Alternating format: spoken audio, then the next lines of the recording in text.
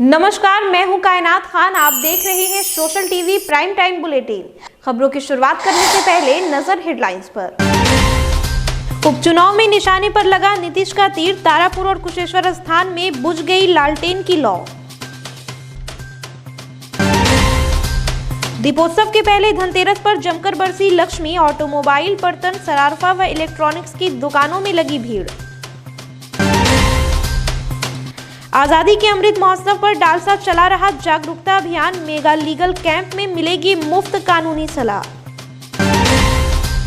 और राजद और कांग्रेस में मचा संग्राम। लालू के करीबी पर भड़के तेज प्रताप। पूर्व विधायक ने मांगा कांग्रेस अध्यक्ष का इस्तीफा। अब खबरें विस्तार से।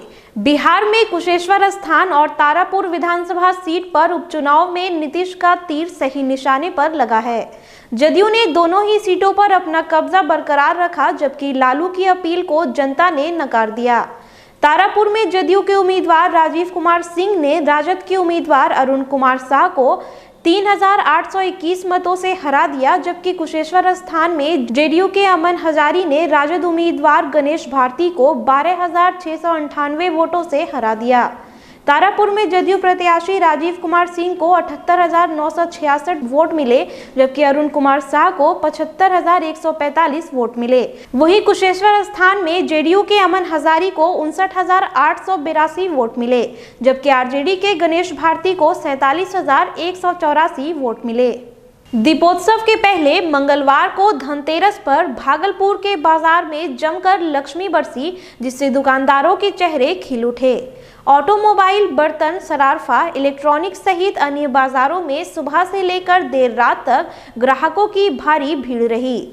मुख्य बाजार में सुबह से ही ग्राहकों की भीड़ उमड़नी शुरू हुई, जो देर रात तक रही। दोपहर के बाद तो स्थिति यह हो गई थी कि पैदल चलना तक मुश्किल हो गया। शहर के खलीफाबाग चौक, घंटाघर चौक, तिलका मांझी सहित शहर के विभिन्न जगहों पर भारी भीड़ देखी गई। आजादी के अमृत महोत्सव के तहत राष्ट्रीय विधिक सेवा प्राधिकार नई दिल्ली के निर्देशानुसार भागलपुर जिला विधिक सेवा प्राधिकार 2 अक्टूबर से 14 नवंबर तक जागरूकता अभियान चला रहा है। इस दौरान कार्यक्रम के माध्यम से जिले के लोगों तक विधिक जागरूकता अभियान चलाकर कानूनी सलाह दी जा रही है। डालसा के एडिशनल सेक्रेटरी अतुल वीर सिंह ने बताया कि जागरूकता टीम के सदस्य लोगों को विधिक सेवा प्राधिकार द्वारा निःशुल्क मिलने वाली कानूनी सलाह लेने के लिए भी प्रेरित कर रहे हैं। कार्यक्रम के अंतिम दौर में महिला सशक्तिकरण, उनके स्वावलंबन पर फोकस किया जाएगा। 13 नवंबर को मेगा लीगल कैंप में विभिन्न विभागों के पदाधिकारी मौजूद रहेंगे, जो संबंधित सरकारी योजनाओं की जानकारी व उससे लाभान्वित होने के तरीके बताएंगे। डालसा के द्वारा जो आयोजित किया जा रहा है पूरे भारतवर्ष में 2 अक्टूबर से 14 नवंबर तक, वो अपने अंतिम चरण में पहुंच चुका है और 14 नवंबर को इसका समापन है। तो अब इसमें और कई तरह की जो है एक्टिविटीज जोड़ी गई है और सारी हम लोग पूरा और प्रयास कर रहे हैं कि इसको और जन जन तक पहुंचाने का प्रयास किया जाए। उपचुनाव के पहले और परिणाम आने के बाद राजद और कांग्रेस में महासंग्राम अभी तक मचा हुआ है, जो फिलहाल थमने का नाम नहीं ले रहा है। परिणाम आने के तुरंत बाद ही लालू के बेटे तेज प्रताप ने राजद की हार का ठिकरा पार्टी के वरिष्ठ नेताओं पर फोड़ा है। तेज प्रताप यादव ने लालू के करीबी प्रदेश अध्यक्ष जगदानंद सिंह, शिवानंद तिवारी समेत कई नेताओं को जमकर कोसा और उन्हें निकाल बाहर करने की मांग की है।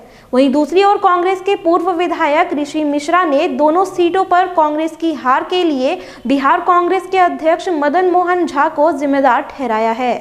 ऋषि मिश्रा ने भी बिहार कांग्रेस के अध्यक्ष मदन मोहन झा के इस्तीफे की मांग की है। और कोई भी लड़ाई हमको लड़ना है, और जीतना है, तो हम लोगों को सबको लेकर के चलने का काम करना है। और कांग्रेस जो है शुरू से हम लोग का सहयोगी रहा है, हम लोग उसके सहयोगी रहे हैं शुरू से। और सोनिया गांधी जी से भी लगातार पिताजी की बातचीत होते रहती है और इस चुनाव के दौरान भी पिताजी से बातचीत हुई है, सोनिया गांधी जी की बातचीत लगातार। और हम तो कांग्रेस को शुरू से ही लेकर चलने का काम किए हैं।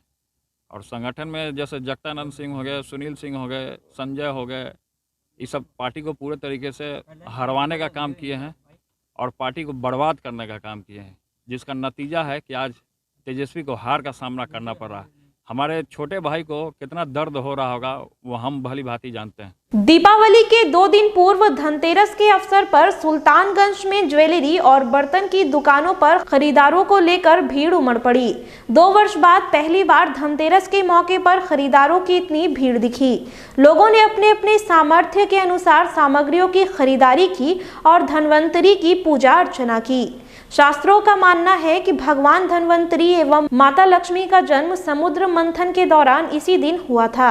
इस दिन किसी प्रकार की वस्तु खरीदारी करना शुभ माना जाता है।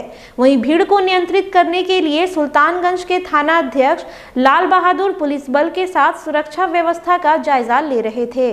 बहावलपुर में भागलपुर जिले की सबसे बड़ी काली की प्रतिमा का निर्माण अंतिम चरण में है।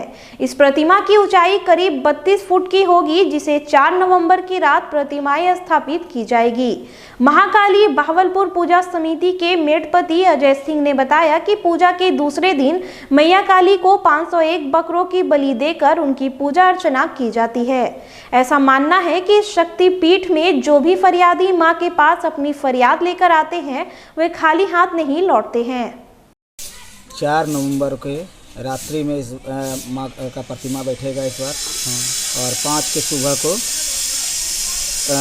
बलि का कार्यक्रम होगा, और 6 को मेला और बलि दोनों है, और 7 तारीख को यहाँ से हम लोग 10 दिन में विसर्जन शोभा यात्रा निकालेंगे, जो बाईपास कंजिया होते हुए चंपा नदी में देर रात्रि विसर्जन किया जाएगा। घर में मामूली विवाद के बाद मंगलवार को बरारी सीढ़ी घाट पर एक युवती ने आत्महत्या के ख्याल से गंगा की तेज धार में छलांग लगा दी।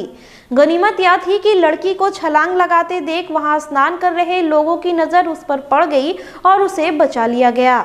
बताया जा रहा है कि किसी बात को लेकर उसकी परिवार वालों से कहासुनी हो गई। गुस्से में आकर युवती सीढ़ी घाट पहुंच गई और गंगा में कूद गई। लड़की को बचाने के बाद स्थानीय लोगों ने इसकी सूचना पुलिस को दी। फिलहाल खबरों में इतना ही। अब मुझे दीजिए इजाजत। नमस्कार।